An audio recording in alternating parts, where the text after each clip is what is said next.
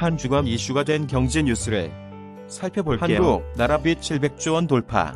국가 채무는 역대 처음으로 700조 원을 돌파하면서 국가 재정 적자는 사상 최대 규모를 기록했어요.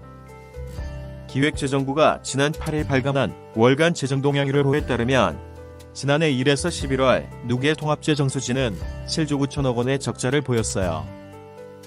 지난달 소득세, 종합부동산세 등이 거치면 세수가 증가할 것으로 예상되지만 연간 기준 세수 결손이 발생할 가능성이 매우 크다는 전망이에요. 기재부는 근로장려금 지급이 마무리되고 종합부동산세 납부가 시작되면서 재정 적자를 상당히 줄일 수 있다고 해요. 현금 없는 사회, 한국은 준비돼 있나? 신용카드와 간편한 모바일 간편결제 서비스로 현금 사용이 줄었어요. 또한 화폐 제조 비용을 절감하는 효과와 기술의 발전으로 등장한 핀테크, 산업 활성화 차원에서 현금 없는 사회가 점차 확대되고 있어요. 현금 없는 사회로 빠르게 진입한 국가에서 몇 가지 문제점이 있어요. 은행 창구와 ATM 기술을 축소시켜 현금을 주로 사용하는 고령층, 장애인, 저소득층 등 취약계층의 소비 활동에 불편함을 줘요.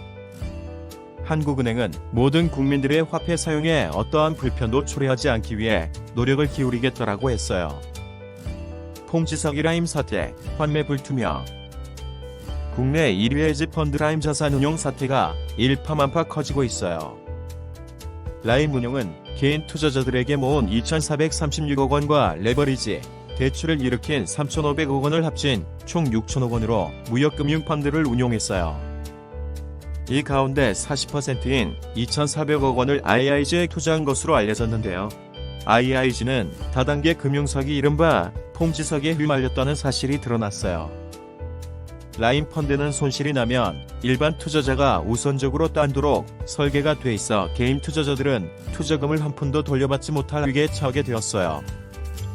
미이란 갈등, 금융시장 흔들려. 지난 6일 원 오르는 등 상승세를 보여 1172.1원으로 거래 마감했어요. 코스피는 전 거래일보다 21.39포인트 하락한 2155.07의 거래를 마쳤어요. 지난 8일 새벽 이란 혁명 수비대는 아라사드 공군기지와 아르빌 기지 등 이라크 내 미군 기지를 향해 탄도미사일 수십 발을 발사했어요.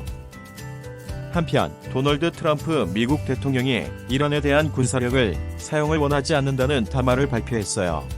혼란스러운 금융시장이 진정되었어요. 코스피가 상승한 9일 코스피 지수가 전 거래일보다 35.14포인트 오른 2186.45, 원달러 환율은 1159.1원에 마감했어요. 증시가 강세를 보이면서 한국 증시에도 긍정적인 영향을 미친 것 같아요. 부동산 투기와의 전쟁 선포한 문재인 대통령.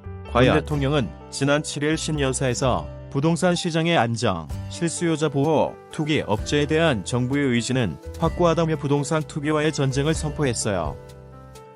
김상조 청와대 정책실장은 지난 8일 부동산 시장의 안정은 문재인 정부 경제 정책의 최우선 순위에 있다며 부동산 시장의 안정을 위한 강력한 의지를 보여줬어요. 지금까지 한 주간 경제 이슈를 알아보았어요.